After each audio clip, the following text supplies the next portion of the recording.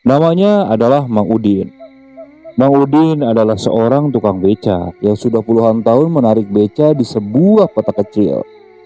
Dia dikenal sebagai sosok yang ramah, pekerja keras, dan selalu berusaha untuk mencari rezeki, bahkan hingga sampai larut malam. Malam itu, langit malam tanpa bintang, hanya diterangi oleh cahaya bulan sabit yang redup. Udara malam terasa lebih dingin dari biasanya. Angin berhembus kencang menggoyangkan pepohonan dan menyapu dedaunan kering di sepanjang jalan.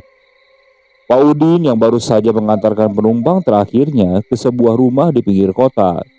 Dia berniat untuk pulang lebih awal malam itu, karena dia merasa tubuhnya lelah setelah seharian mengayuh becanya. Namun di tengah perjalanan pulang, dia memutuskan untuk berhenti. Dia berhenti di sebuah toko yang sudah tutup. Toko ini selalu sepi kalau sudah lewat pukul 9 malam, gumamnya sendiri. Pak Udin lalu menyandarkan becanya di trotoar. Ia merogoh saku bajunya, mengeluarkan sebatang rokok dan menyalakannya. Asap rokoknya melayang-layang menari-nari di udara, sampai akhirnya ditelan oleh kegelapan malam. Saat Pak Udin sedang menikmati rokoknya, tiba-tiba dia merasa ada sesuatu yang aneh. Udara di sekitarnya terasa semakin dingin, dan suasana malam yang tenang itu berubah menjadi semakin mencekam. Pak Udin mengerutkan kening dan menajamkan pendengarannya. Ia mencoba menangkap suara apapun yang mungkin ada. Namun saat itu suasananya benar-benar hening. Hanya suara angin yang terdengar berdesir. Dan tanpa sengaja pandangannya melihat ke ujung jalan yang tak jauh dari tempatnya berdiri. Di sana berdiri seorang wanita mengenakan gaun putih panjang. Wanita itu tampak kaku, dengan kepala tertunduk dan rambut panjang tergerai menutupi wajahnya. Pak Udin merasa saat itu jantungnya mulai berdebar cukup kencang. Ada perasaan tidak nyaman yang tiba-tiba memenuhi dirinya. Waduh, siapa malam-malam ini mulai berdiri di situ? Ucap Pak Udin. Saat itu dia berharap perempuan tersebut berjalan atau melambaikan atau meminta becanya atau apalah. Karena saat itu Pak Udin sudah mulai parno. Namun wanita itu tetap diam di tempatnya, tidak bergerak sedikit pun. Setelah beberapa saat mengamati wanita tersebut, Pak Udin merasa kasihan. Ia mungkin butuh perumpangan, pikir Pak Udin. Nah, ia memutuskan untuk mendekati wanita itu dan menawarkan jasanya. Assalamualaikum mbak, maaf mau kemana? Saya bisa antar, kebetulan beca saya kosong. Pak Udin saat itu menawarkan jasanya. Namun tetap di dalam hatinya tidak dipungkiri, dia masih merasakan rasa takut yang luar biasa. Bahkan saat sudah dekat dengan wanita itu, tangannya masih gemetar. Wanita itu masih tidak memberikan respon, hanya berdiri membelakanginya dengan kepala tertunduk. Pak Udin mulai merasa merinding, karena ia tidak mau menunjukkan rasa takutnya juga di depan wanita itu. Dia berusaha tekan rasa takutnya. Pak, kalau memang mau butuh tumpangan, ayo naik saja. Saya akan antar, kalau itu juga mbak mau. Wanita itu tetap diam. Pak Udin mulai ragu, apakah ini orang asli atau wanita jadi-jadian, pikir Pak Udin seperti itu. Namun sebelum ia memutuskan untuk pergi, wanita itu perlahan mengangkat tangannya dan menunjuk ke arah jalan yang berlawanan dengan tempat Pak Udin datang. Gerakan itu sangat pelan, seolah-olah wanita tersebut berada dalam keadaan yang sangat lemah atau tertekan. Merasa tidak enak jika meninggalkan wanita itu sendirian di tengah malam, Pak Udin akhirnya berkata, "Baiklah mbak, saya antar.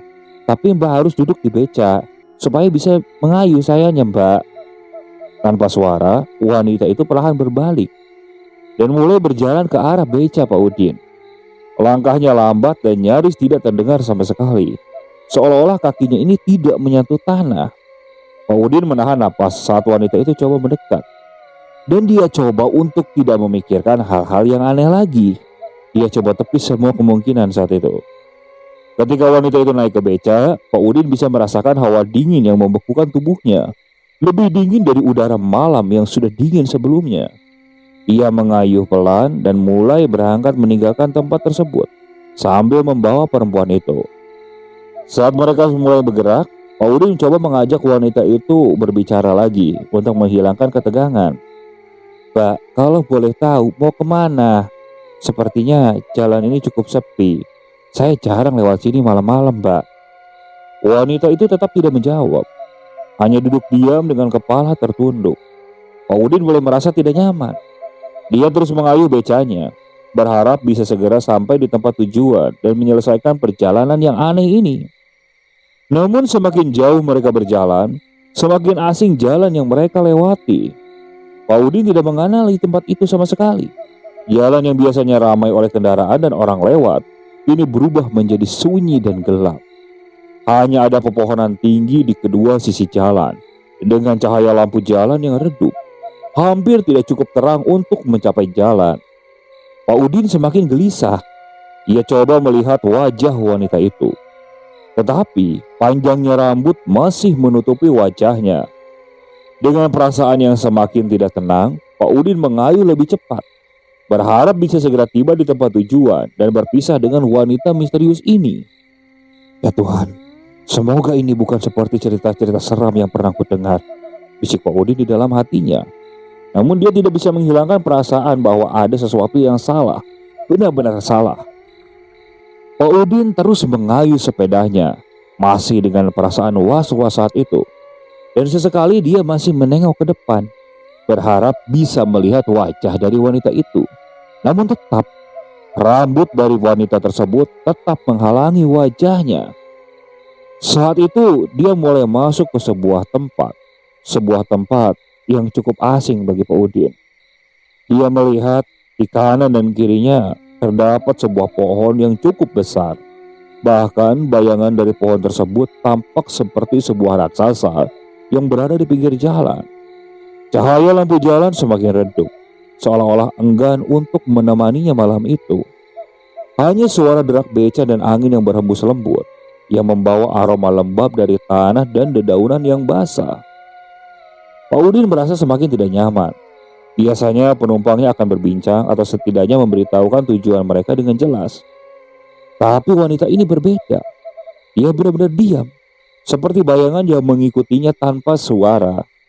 Sementara itu, kabut mulai turun, membuat jalanan dengan lapisan tipis membuat pandangan menjadi samar. Pak Udin merasa hawa dingin yang semakin menusuk tulang. Tangannya yang menggenggam setang beca mulai gemetar. Entah karena udah malam atau rasa takut yang mulai memenuhi dirinya. Ketika beca mereka memasuki tikungan, jalan di depan mereka berubah menjadi lebih sempit dan dipenuhi oleh kabut tebal, membuat segalanya tampak suram. Pepohonan di kedua sisi tampak semakin rapat, seperti ingin menelan mereka dalam kegelapan. Pak Udin mulai bertanya-tanya, apakah dia tersesat? "Pak, ini jalannya kemana? Oh, saya tidak mengenal daerah ini. Biasanya saya tahu semua jalan di kota ini," ucap Udin lagi. Suaranya mengandung nada cemas yang tidak bisa ia sembunyikan. Wanita itu akhirnya bereaksi, tetapi tidak dengan cara yang diharapkan oleh Pak Udin.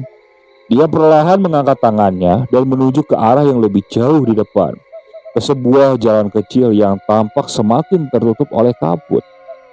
Gerakannya masih pelan, seolah-olah ia berada di dalam mimpi, tidak sepenuhnya sadar akan sekelilingnya. Pak Udin merasakan dorongan kuat untuk berhenti, untuk tidak melanjutkan perjalanan ini. Namun tubuhnya ini seakan ingin terus mengikuti perintah dari wanita tersebut. Pak Udin kembali mengayuh, tapi kali ini lebih lambat. Setiap kali becanya berputar, suara roda itu menggema dalam kesunyian malam, menambah ketidaknyamanan yang menakutkan. Udara di sekitar semakin berat, seolah ada sesuatu yang menekan mereka dari segala arah. Hati Pak Udin semakin dipenuhi dengan buruknya jalan, dan beberapa saat mereka tiba di sebuah jalan yang lebih sempit lagi, hampir seperti lorong yang diapit oleh pepohonan tinggi dan lebar. Jalanan ini seolah tampak tak pernah dilalui oleh siapapun sebelumnya. Ranting-ranting pohon yang rendah hampir menyentuh kepala Pak Udin ketika ia mengayuh becanya. Suasana semakin mencekam ketika suara-suara aneh mulai terdengar dari arah pepohonan. Suara seperti bisikan yang disertai dengan suara langkah kaki yang lembut, seolah-olah ada makhluk tak terlihat yang mengikuti mereka di dalam hutan. Pak Udin semakin ketakutan. Namun ia coba tetap fokus. Setiap kali ia mengayuh, ia merasakan ada sesuatu yang datang dan tak terlihat. Seolah-olah ada mata yang mengawasi dari setiap geraknya. Ingin rasanya Pak Udin langsung berhentikan becanya dan berlari sekuat tenaga. Tapi tubuhnya ini tidak merespon sama sekali. Dia hanya bisa berdoa akhirnya agar perjalanan ini segera berakhir. Tetapi jalan yang mereka lalui sepertinya tidak berakhir. Pak, saya benar-benar tidak tahu ini jalan kemana. Mbak yakin kita ke arah yang benar? Pak Udin coba lagi bertanya. Saya menantikan dengan harapan saat itu agar wanita itu benar-benar bisa berbicara dan memberikan petunjuk. Namun alih-alih menjawab, wanita itu hanya menoleh sedikit, menampilkan sebagian wajahnya yang pucat. Pak Udin merasa jantungnya hampir berhenti saat melihat selintas wajah wanita itu. Dingin, tanpa ekspresi, dengan mata yang tampak kosong. Pandangan itu hanya berlangsung beberapa detik, namun cukup membuat Pak Udin merasa seperti terperangkap dalam mimpi buruk. Tiba-tiba, beca Pak Udin terasa semakin berat.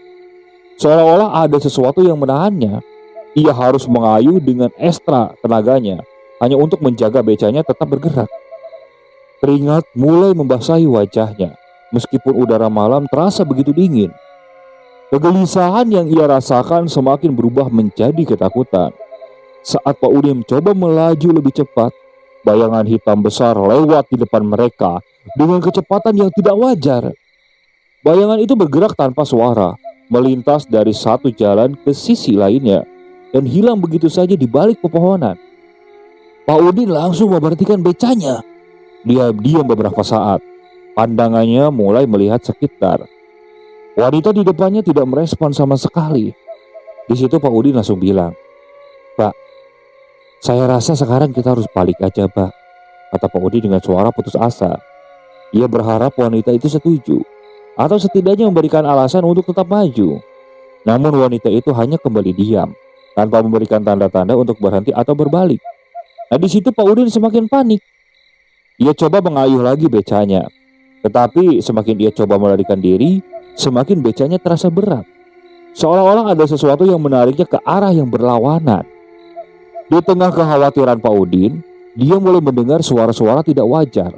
Suara tawa anak kecil yang terdengar dari jarak jauh, namun perlahan semakin mendekat.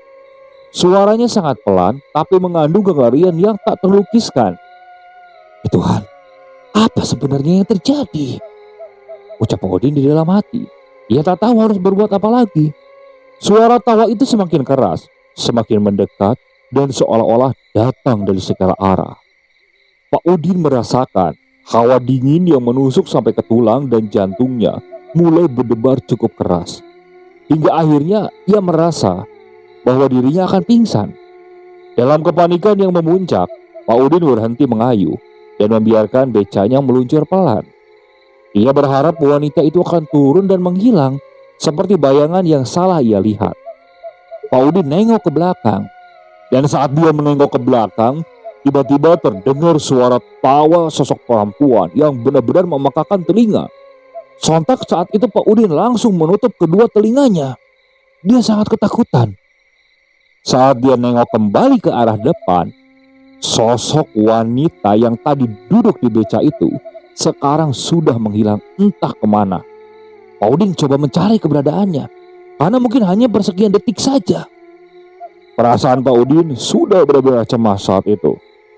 Ia melihat sosok perempuan itu benar-benar menghilang. Dalam ketakutan yang luar biasa, Pak Udin berbalik, berniat meninggalkan tempat itu sekencang mungkin. Namun ketika ia mulai mengayuh kembali, bayangan hitam besar yang tadi dia lihat itu muncul kembali. Ini menutupi seluruh jalan dengan kegelapan yang tak biasa. Pak Udin berteriak keras dan tanpa sadar, semuanya menjadi gelap. Dan saat Pak Udin terbangun dengan tubuh yang terasa lemas dan kepala yang pusing, cahaya pagi yang lembut menerobos di antara dedaunan, menyinari wajah pucat dan berkeringat. Ia terbaring di pinggir jalan tepat di samping becanya yang miring. Butuh beberapa saat bagi Pak Udin untuk menyadari bahwa dia masih hidup. Namun perasaan lega itu segera digantikan oleh kegelisahan yang mendalam. Ia coba mengingat apa yang terjadi. Namun bayangan tentang wanita misterius, jalanan yang diselimuti kabut, dan bayangan hitam yang melintas dengan cepat, semuanya berbaur dalam pikiran, membuatnya bingung. Ia merasa seperti baru saja bangun dari mimpi buruk yang nyata, tetapi bekas-bekas ketakutan itu masih terasa nyata di tubuhnya. Dengan susah payah, Pak Udin berdiri dan merapikan becanya. Saat itu ia menyadari bahwa ia berada di sebuah tempat yang asing. Sebuah persimpangan jalan kecil di tengah hutan yang belum pernah ia lihat sebelumnya. Tak ada tanda-tanda kehidupan di sana. Tak ada rumah, tak ada kendaraan, hanya pepohonan yang tinggi dan jalan setapak yang jarang dilalui. Pak Udin mulai menggosok-gosok tangannya yang dingin. Aduh, di mana ini? Bagaimana aku bisa sampai di sini? Gumamnya dengan suara serak dan coba memahami situasi yang dia hadapi. Ia coba mengingat-ingat terus rute yang dia lalui semalam, tapi ingatannya kabur. Yang ia ingat hanyalah ia mengikuti wanita itu menuju jalan yang semakin gelap dan aneh. Dan kemudian ia tak yakin apa yang terjadi setelah itu. Mungkinkah dia pingsan, atau mungkin semua itu hanyalah mimpi buruk yang terlalu nyata. Pak Udin memutuskan untuk tidak berlama-lama di tempat itu. Dia mulai mengayuh becanya, mencoba menemukan jalan keluar dari hutan tersebut. Semakin jauh ia mengayuh, semakin terasa tidak nyaman mulai menghantui dirinya. Meski matahari sudah terbit, suasana hutan tetap suram. Seolah-olah cahaya matahari tidak mampu menebus kegelapan yang melanda tempat itu. Setelah beberapa waktu mengayuh, Pak Udin akhirnya melihat sebuah rumah tua di ujung jalan. Rumah itu tampak usang dan tidak terawat, dengan tampak cat yang sudah mengelupas dan jendela-jendela yang tertutup rapat. Namun di tengah perasaan takut dan kebingungan, rumah itu terlihat seperti satu-satunya harapan untuk mendapatkan bantuan atau petunjuk. Dengan penuh kehati-hatian, Pak Udin berhenti di depan rumah itu. Ia melangkah turun dari becanya dan berjalan menuju pintu depan yang tampak sudah sedikit rusak dan berdebu. Pak Udin lalu mengetok pintu tersebut. Assalamualaikum, maaf, ada orang nggak? Namun setelah beberapa detik menunggu, masih tak ada jawaban sama sekali. Kali ini Pak Udin mengetuk lebih kencang lagi. Maaf, ada orang nggak? Saya butuh bantuan, tolong, ucap Pak Udin seperti itu. Tak berapa lama suara kayu berderi tiba-tiba terdengar dari dalam rumah. Dan Pak Udin bisa mendengar suara langkah kaki yang perlahan mendekat ke arah pintu. Setelah beberapa saat, pintu pun terbuka dengan pelan, menunjukkan seorang lelaki tua yang tampak ringkih dengan wajah keriput dan mata yang sayu. Lelaki itu mengenakan pakaian lusuh yang tampak sudah lama tak diganti. Ada apa? Kamu siapa? Tanya lelaki tua itu. Saya Udin, Pak. Saya tukang beca dari kota. Saya tersesat di sini, Pak. Tadi malam ada sesuatu yang aneh yang terjadi. Dan tiba-tiba saya terbangun di jalan ini. Jawab Udin seperti itu. Jawab Pak Udin sambil menjelaskan situasi yang terjadi saat itu. Lelaki tua itu langsung mengerutkan dahi, seolah-olah coba memahami kata-kata Pak Udin. Setelah beberapa saat, ia akhirnya membuka pintu dan mengisyaratkan Pak Udin untuk masuk. Masuk, jangan bicara di luar. Ada yang perlu kita bicarakan, kata lelaki itu dengan suara rendah namun tegas. Pak Udin ragu sejenak, tetapi dia merasa tidak punya pilihan lain. Dia melangkah masuk ke dalam rumah yang tampak gelap dan berdebu. Suasana di dalam rumah terasa dingin, meski di luar sudah mulai siang. Aroma kayu tua dan debu memenuhi udara, memberikan kesan bahwa rumah ini sudah lama tidak dihuni dengan baik. Duduklah di sana, ujar lelaki itu sambil menunjuk ke sebuah kursi kayu yang dekat dengan perapian yang sudah padam. Pak Udin duduk dengan canggung. Matanya mengamati sekeliling ruangan yang dipenuhi oleh barang-barang tua dan buku-buku yang tertata rapi di rak kayu. Sedangkan lelaki tua itu duduk di kursi seberangnya dan mengamati Pak Udin dengan lengkungan dan sulit diartikan. Setelah beberapa saat, ia mulai berbicara dengan suara berat. Kau bilang kau tersesat di sini. Tapi aku rasa bukan hanya itu yang terjadi. Apa yang kau alami malam ini, Pak Udin? Pak Udin lalu menghela napas panjang, coba menenangkan pikirannya yang sebelumnya ia ceritakan yang ia alami. Saya mengayuh beca seperti biasa, Pak, mencari penumpang sampai larut malam. Lalu saya bertemu dengan seorang wanita di pinggir jalan. Ia berdiri di sana sendirian. Saya menawarkan tumpangan, tapi setelah itu semuanya menjadi aneh, Pak.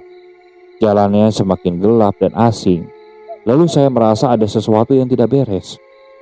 Wanita itu, dia tidak banyak bicara, hanya menunjuk jalan, dan tiba-tiba saya tidak ingat apa-apa lagi, Pak.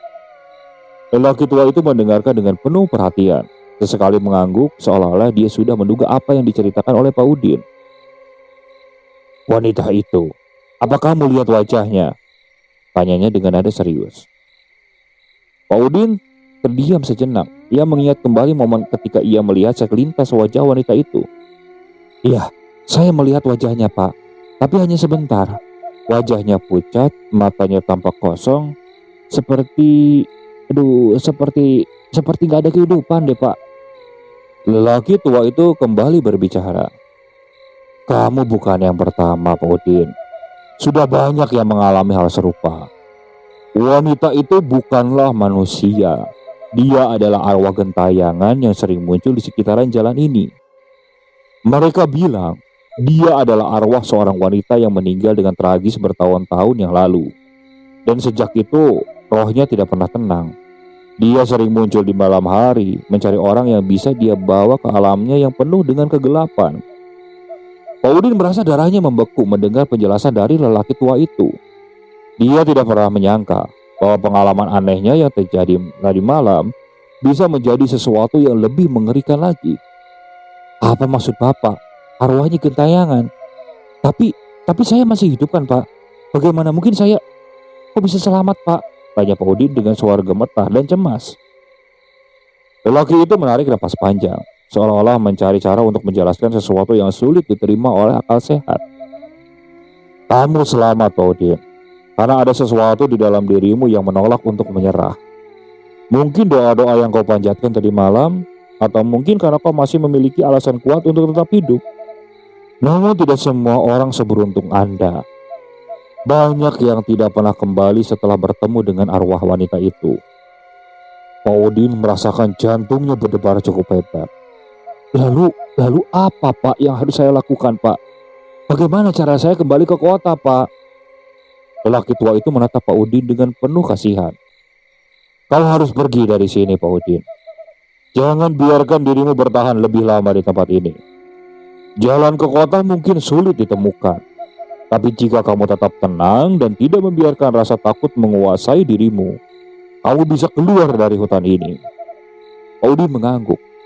Meskipun hatinya dipenuhi oleh rasa takut dan kebingungan, dia berdiri dengan gemetar dan bersiap meninggalkan rumah itu. Tapi Pak Udin, tambah lelaki tua itu sebelum Pak Udin melangkah keluar. Jika kamu merasa ada sesuatu yang mengikutimu di belakang, jangan pernah menoleh apapun yang terjadi. Teruslah berjalan sampai kau keluar dari hutan ini. Kalimat terakhir dari lelaki tua itu benar-benar terngiang-ngiang di kepala Pak Udin. Pak Udin lalu pamit dan pergi ke becanya. Dia lalu kayu becanya tersebut meninggalkan rumah tua tersebut. Di sepanjang jalan, perasaan Pak Udin mulai panik, cemas, takut, semuanya bercampur menjadi satu. Jalanan di hutan itu sepertinya tidak mempunyai ujung sama sekali. Tak berapa lama dia setelah meninggalkan rumah tua itu, Pak Udin merasa kalau di belakangnya itu seperti ada bayang-bayang yang mengikutinya di antara pepohonan. Semakin jauh Pak Udin meninggalkan tempat tersebut, semakin berat juga ia mengabaikan peringatan dari lelaki tua itu. Perasaannya berkata ingin nengok ke belakang, tapi terus ia tahan. Angin mulai berhembus kencang, membawa suara-suara yang tidak jelas dari dalam hutan. Daun-daun berbisik seolah-olah memperingatkan Pak Udin untuk segera keluar. Namun jalanan di depannya itu tampak semakin panjang dan semakin gelap. Seolah-olah hutan ini tidak ingin melepaskannya begitu saja. Pak Udin mulai ketakutan saat itu. Ya Tuhan, tolong bantu aku ya Allah, bisiknya dengan lirih. Ia berharap doanya akan didengar di tengah kesunyian yang mencekam itu. Ia terus mengayuh tanpa henti, tanpa menoleh, meskipun perasaannya mengatakan bahwa di belakang ada yang mengejarnya. Jalanan di depannya itu sedikit demi sedikit mulai terang. Pak Udin yang awalnya jalanan itu seperti tanpa akhir, kini mulai melihat cahaya terang dari jarak yang lumayan jauh. Namun setidaknya itu memberikan harapan. Dengan segenap tenaga yang tersisa, Pak Udin mengayuh lebih cepat. Hingga akhirnya dia keluar dari hutan dan kembali ke jalanan yang dia kenal. Hatinya berdebar-debar dengan perasaan lega yang luar biasa. Namun dia tahu bahwa pengalaman ini akan terus menghantuinya seumur hidup. Saat dia melihat ke belakang untuk terakhir kalinya, hutan itu tampak sunyi dan gelap, seolah-olah tak pernah ada apapun yang terjadi di sana. Tetapi Pak Udin tahu, dalam kegelapan hutan itu, ada sesuatu yang masih mengintai, menunggu korban berikutnya yang mungkin tidak seberuntung dirinya. Setelah keluar dari hutan yang penuh misteri, Pak Udin tidak langsung kembali ke rumahnya. Dia merasa tidak nyaman dengan pikirannya yang masih dipenuhi dengan bayangan kejadian aneh yang baru saja dia alami. Cahaya pagi yang seharusnya membawa rasa tenang justru terasa tipis. Bahkan dia masih merasakan sesuatu yang takut. Dia mengayuh becanya tanpa tujuan pasti, hanya ingin menjauh dari tempat itu saja. Namun langkahnya berhenti ketika ia menyadari bahwa dia berada di sebuah tepian sungai kecil yang airnya tenang. Sungai itu adalah salah satu tempat yang sering dia lewati saat berangkat bekerja. Biasanya dia merasa damai ketika berada di sana. Tapi hari itu, kedamaian itu terasa berbeda. Ada sesuatu yang menggelisahkan dalam dirinya. Sesuatu yang belum bisa ia pahami sepenuhnya. Pak Udin duduk di tepi sungai, menatap air yang mengalir pelan, coba menenangkan dirinya. Kenapa semua ini terjadi padaku? Umumnya pelan, seolah-olah dia berbicara kepada dirinya sendiri. Dia merasa masih tidak percaya dengan apa yang dia alami. Bagaimana bisa wanita misterius itu muncul di malam hari dan membawanya ke dunia yang begitu asing? Saat ia duduk di sana, pikirannya melayang ke masa lalu. Ia coba mencari-cari dalam ingatannya sesuatu yang mungkin bisa menjelaskan pengalaman aneh yang baru saja ia alami. Dan perlahan-lahan, ingatan lama yang sudah terkubur dalam ingatannya mulai muncul ke permukaan. Belasan tahun yang lalu, ketika Pak Udin masih muda, ada seorang wanita di kampungnya yang terkenal karena kecantikannya. Namanya Ratna. Ratna adalah bunga desa, seorang gadis yang selalu menarik perhatian banyak lelaki. Namun Ratna tidak pernah menunjukkan kalimat minat ataupun dia tertarik pada siapapun. Ia lebih suka menghabiskan waktu sendirian, berjalan-jalan di sekitar desa dan duduk di tepian sungai sambil menikmati air yang mengalir. Pak Udin yang saat itu masih seorang pemuda diam-diam jatuh cinta pada Ratna. Ia sering melihat Ratna dari jarak jauh, tetapi tidak pernah punya keberanian untuk mendekatinya. Meskipun begitu, dia sering mendengar cerita-cerita tentang Ratna dari penduduk desa. Cerita yang penuh dengan misteri dan teka-teki. Ada yang mengatakan bahwa Ratna memiliki kekuatan aneh. Ada pula yang mengatakan bahwa dia sering terlihat berbicara sendiri di tempat-tempat sepi. Suatu hari, Ratna menghilang secara misterius. Seluruh desa gempar oleh kehilangannya. Pencarian dilakukan selama berhari-hari. Namun tak ada satupun yang menemukan jejaknya. Yang tersisa hanyalah rumor-rumor aneh yang beredar di kalangan penduduk desa, bahwa Ratna telah diambil oleh makhluk halus atau dia sendiri yang memilih untuk menghilang dari dunia ini. Pak Udin saat itu merasa sangat terpukul dengan hilangnya Ratna, meskipun ia tidak pernah mengungkapkan perasaannya. Kehilangan Ratna meninggalkan luka mendalam di hatinya. Ia pernah benar-benar mencintai Ratna, meskipun waktu telah berlalu dan hidupnya terus berjalan. Saat ingatan ini muncul kembali, Pak Udin tiba-tiba merasa kalau semua ini ada hubungannya dengan pengalaman aneh yang baru saja dialami. Tetapi dia tidak bisa memastikan apa hubungannya itu. Mungkinkah wanita yang ia temui semalam adalah Ratna? Atau mungkin hanya kebetulan belaka? Di tengah kebingungannya, suara seseorang memanggil namanya dari arah belakang. Pak Udin. Pak Udin menoleh dan terkejut. Di sana berdiri seorang pria yang tampak sedikit lebih muda darinya, dengan wajah yang terlihat khawatir. Pak Udin, kamu kenapa duduk di sini? Aku lihat becamu tadi, kukira kamu mungkin butuh bantuan. Pak Udin mengenali pria itu sebagai Pak Budi, seorang kenalannya yang juga bekerja sebagai tukang beca di kota itu. Mereka sering bertemu di pangkalan beca, berbagi cerita, dan sesekali saling membantu jika salah satu dari mereka mempunyai masalah. "Oh, Pak Budi, kirain saya siapa?" ucap Pak Udin.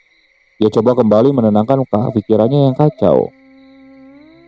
Aku tak tahu harus memulai dari mana. Semalam, ada sesuatu yang aneh terjadi padaku." Pak Budi duduk di samping Pak Udin, menatapnya dengan penuh perhatian. "Coba, ceritakan. Mungkin aku bisa membantunya." Pak Udin kemudian menceritakan semuanya. Tentang wanita misterius yang ia temui, perjalanan ke jalan yang gelap dan aneh, serta bayangan hitam yang mengikutinya. Ia juga menceritakan pertemuannya dengan lelaki tua di rumah terpencil di tengah hutan, dan bagaimana ia akhirnya berhasil keluar dari tempat itu. Pak Budi mendengarkan dengan penuh perhatian, sesekali mengangguk. Setelah Pak Udin selesai bercerita, Pak Udin mulai menghela napas panjang.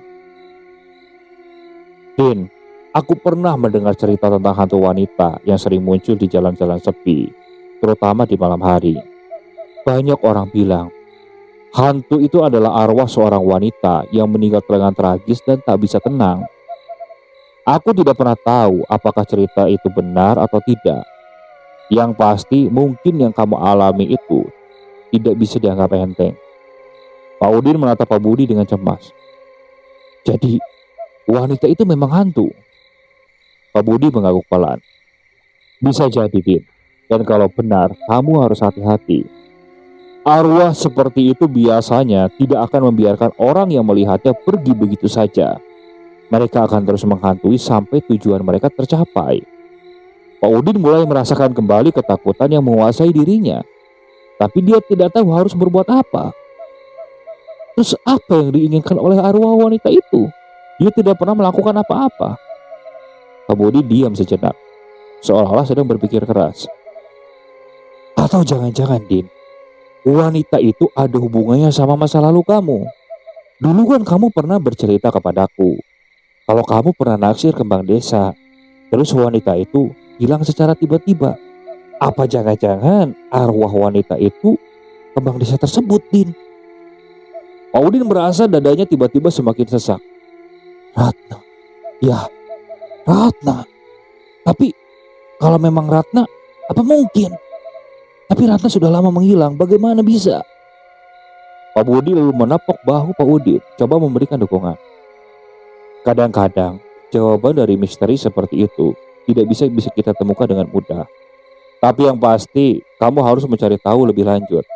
Mungkin ada sesuatu yang bisa kamu lakukan untuk membantu arwah itu agar tenang. Pak Udin lalu terdiam. Ia memikirkan kata-kata dari Pak Budi. Ia merasa bahwa ada kebenaran di balik ucapan temannya itu. Mungkin pertemuannya dengan wanita misterius itu bukanlah suatu kebetulan. Mungkin ini cara alam gaib untuk memberitahukan bahwa ada sesuatu yang harus ia selesaikan. Kamu benar, Bud. Aku harus mencari lebih lanjut tentang ini. Mungkin dengan begitu, aku bisa mencari cara untuk menghentikan gangguan ini, kata Pak Udin dengan suara lebih mantap. Pak Budi hanya tersenyum saat itu. Dengan perasaan yang sedikit lebih lega, Pak Udin bangkit dari duduknya dan mengucapkan terima kasih kepada Pak Budi. Mereka berdua kemudian berjalan menuju beca. Pak Udin yang saat itu berlalu meninggalkan Pak Budi. Begitu juga Pak Budi yang kembali untuk mencari penumpang. Pak Udin tahu bahwa ini adalah permulaan dari pencarian yang lebih dalam. Ia harus terus menghadapi bayang-bayang masa lalunya untuk bisa menemukan kedamaian. Pak Udin dan Pak Budi saat itu kembali ke kota. Pak Budi saat itu masih tetap mencari penumpang, namun mereka berjalan dengan searah. Meskipun Pak Budi berusaha menenangkan temannya, rasa takut dan kebingungan yang masih menggelayuti hati Pak Udin masih sulit untuk dihilangkan. Sepanjang perjalanan, pikiran Pak Budi terus berputar-putar, mencoba mencari dan menghubungkan kejadian aneh dengan masa lalunya itu, terutama dengan Ratna, wanita yang dulu pernah mengisi hatinya. Beberapa hari setelah kejadian itu, Pak Udin memutuskan untuk menemui tetua desa. Tetua desa tersebut namanya adalah Pak Karim. Pak Karim dikenal sebagai orang yang memiliki pengetahuan luas tentang sejarah desa dan kejadian-kejadian aneh di sekitarnya. Pak Karim adalah orang yang bijaksana. Meskipun usianya sudah lanjut, tapi ingatannya masih tajam. Ia sering menjadi tempat bertanya bagi warga yang mengalami hal-hal yang sulit dijelaskan. Saat itu Pak Udin tiba di rumah Pak Karim. Ia langsung mengetuk pintu tersebut. Rumah Pak Karim terletak di pinggir desa, dikelilingi pepohonan besar yang membuat suasana jadi terasa sejuk. Tak berapa lama kemudian, suara langkah kaki terdengar dari dalam, diikuti oleh derit pintu yang terbuka perlahan. Udin, masuk, ujar Pak Karim yang tampak tersenyum ramah. Meskipun sudah tua, suaranya masih terdengar penuh energi. Ada apa kamu kemari? Sepertinya ada sesuatu yang mengganggu pikiranmu ya? Pak Udin tersenyum. Ia sedikit terkejut. Tampaknya Pak Karim bisa membaca perasaannya. Ia mengikuti Pak Karim masuk ke dalam rumah. Ia lalu duduk di sebuah kursi kayu yang tampak sudah usang tapi masih kokoh. Ruangan itu sederhana, dengan rak-rak penuh buku dan benda-benda antik yang mungkin sudah ada selama puluhan tahun. Aku butuh bantuan, Pak Karim. Pak Udin mulai dengan suara pelan. Ada sesuatu yang terjadi padaku, dan aku merasa bahwa ini ada hubungannya dengan masa laluku, yaitu dengan Ratna. Pak Karim sejenak berpikir. Ratna ya? Sudah lama sekali aku tidak mendengar nama itu disebut. Banyak yang sudah melupakan kejadian itu, tapi sepertinya tidak. Pak Udin mengangguk pelan, lalu menceritakan semua yang dia alami, mulai dari pertemuannya dengan wanita misterius itu hingga rasa takut yang terus mengantuinya sejak malam itu. Pak Karim mendengarkan dengan penuh perhatian dan tidak sekali memotong cerita dari Pak Udin.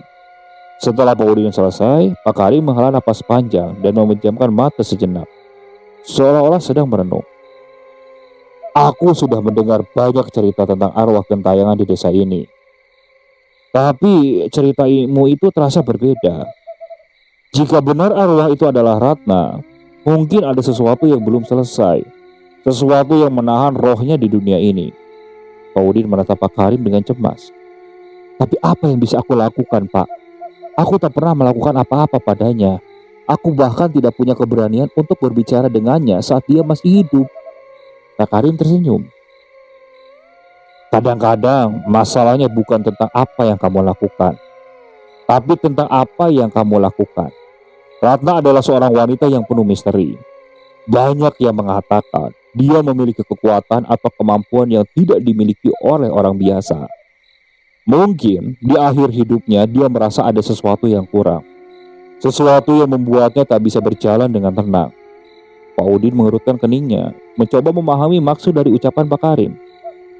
Tapi bagaimana aku bisa mengetahui apa yang dia inginkan, Pak? Bagaimana aku bisa membantunya? Pak Karim berdiri dan berjalan ke arah sebuah lemari tua. Dia membuka lemari itu dengan hati-hati dan mengeluarkan sebuah kotak kayu kecil yang tampak sudah usang. Kotak itu dihiasi dengan ukiran-ukiran halus seperti benda kuno yang berharga. Kotak ini, kata Pak Karim sambil menyerahkannya kepada Pak Udin. Kotak ini adalah milik Ratna. Setelah dia menghilang, kotak ini ditemukan di tepian sungai, tempat di mana dia sering duduk sendirian. Tak ada yang tahu apa isinya, karena tak ada yang berani membukanya. Mungkin di dalamnya, kamu bisa menemukan jawabannya. Pak Udin menerima kotak itu dengan tangan sedikit gemetar. Ada sesuatu yang aneh dengan kotak tersebut.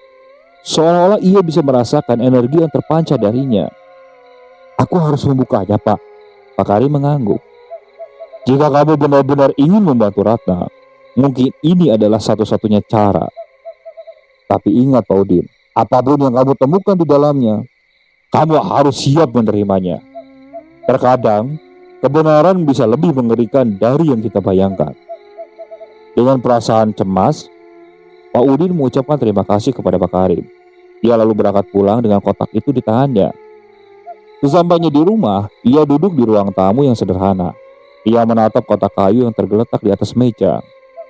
Malam semakin larut dan suara jangkrik di luar rumah memberikan irama monoton yang menambah suasana mencekam. Pak Udin menarik napas panjang. Dia lalu dengan hati-hati membuka kotak tersebut. Di dalamnya, dia menemukan sebuah kain putih yang dilipat rapi. Dan di bawah kain itu ada sebuah buku catatan kecil. Buku itu tampak usang, dengan halaman-halaman yang sudah mulai menguning karena dimakan waktu. Dengan tangan gemetar, Pak Udin membuka buku itu dan mulai membacanya. Halaman pertamanya hanya berisi tulisan tangan Ratna yang halus, mencatat tanggal-tanggal yang sepertinya sebuah diarinya. Pak Udin membalikkan halaman demi halaman, dan saat ia membaca, ada sebuah cerita yang mulai terungkap. Ratna menulis tentang kesetaraannya dan bagaimana ia merasa terasing dari orang-orang di sekitarnya. Ia juga menulis tentang perasaannya terhadap seseorang. Seseorang yang selalu diam-diam memperhatikannya dari kejauhan. Pak Udin mulai merasakan jantungnya semakin berdebar cukup kencang. Ia menyadari bahwa orang yang dimaksud Ratna dalam tulisan itu adalah dirinya. Aku selalu melihatnya dari jauh. Tulisan Ratna di salah satu halaman. Mas Udin, pria yang sederhana tapi penuh pengertian. Aku berharap suatu hari ia akan mendekatiku. Tapi itu tidak pernah terjadi. Aku takut untuk memulainya. Takut jika dia tidak merasakan hal yang sama. Jadi aku hanya bisa menontonnya dalam diam. Pak Udin terdiam. Selama ini dia tidak pernah tahu bahwa Ratna memiliki perasaan yang sama dengannya. Dia merasa hatinya semakin berat. Seperti ada beban yang tak pernah ia sadari sebelumnya. Bagaimana mungkin dia tidak menyadari? Bagaimana mungkin mereka berdua sama-sama merasakan tapi tidak pernah berani mengungkapkannya? Di halaman terakhir buku itu, tulisan Ratna semakin tergesa-gesa dan tidak beraturan. Seolah-olah ia menulis dengan perasaan yang penuh tekanan. Malam ini, aku akan pergi ke sungai. Jika aku tidak kembali, mungkin itu tempat terbaik. Mungkin di tempat yang tenang ini, aku akan menemukan kedamaian. Pak Udin merasa ada sesuatu yang mengganjal di tenggorokannya. Dan tanpa sadar, air mata mulai menggenangi matanya. Ia tidak pernah tahu bahwa Ratna merasa begitu stres, begitu putus asa. Dan saat ini, arwah Ratna mungkin belum tenang karena perasaan yang tidak pernah tersampaikan itu. Dengan hati yang berat, Pak Udin memutuskan untuk pergi ke tepi sungai, tempat Ratna sering menghabiskan waktu.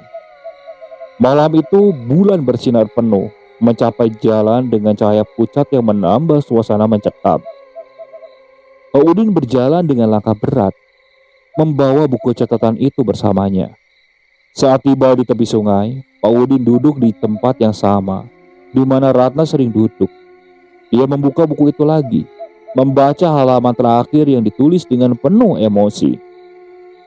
Angin saat itu berhembus cukup lembut, seolah membawa bisikan-bisikan yang tak bisa ia pahami.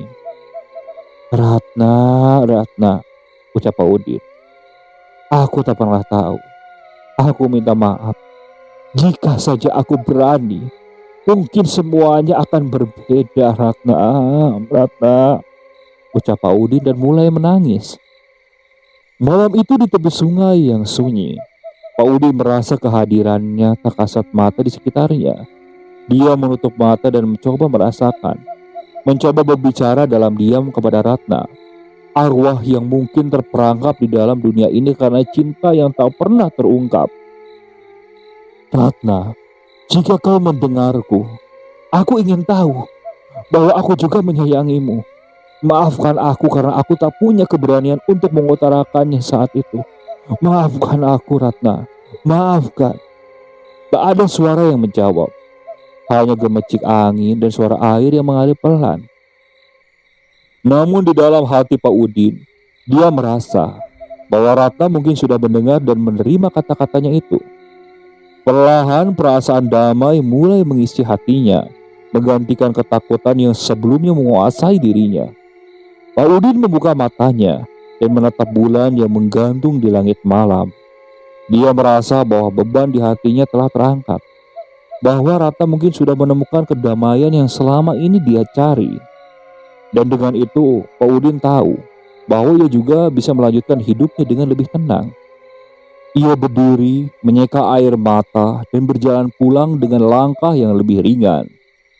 Malam itu untuk pertama kalinya setelah kejadian aneh itu, Pak Udin bisa tidur nyenyak, merasakan bahwa segala sesuatu akhirnya bisa benar-benar berakhir. Bayangan masa lalunya yang dulu menghantuinya kini berubah menjadi kenangan yang tenang dan damai. Ratna, wanita yang dulu ia kagumi dalam diam, Kini bisa beristirahat dengan tenang dan begitu pula dengan dirinya. Oke, sekian untuk cerita kali ini. Saya mohon maaf apabila masih banyak kekurangan dalam pembawaan ceritanya. Kritik dan sarannya silakan kalian bisa cantumkan di kolom komentar. Tak lupa saya juga ucapkan terima kasih kepada narasumber yang sudah membagikan kisahnya, termasuk para penonton yang sudah mampir dan mendengarkan cerita dari channel Rentera Keramat ini. Semoga kalian selalu diberikan kesehatan, dilancarkan rezekinya, dan dijauhkan dari musibah. Terus ikuti cerita yang dibawakan oleh channel Rentera Keramat ini. Assalamualaikum warahmatullahi wabarakatuh.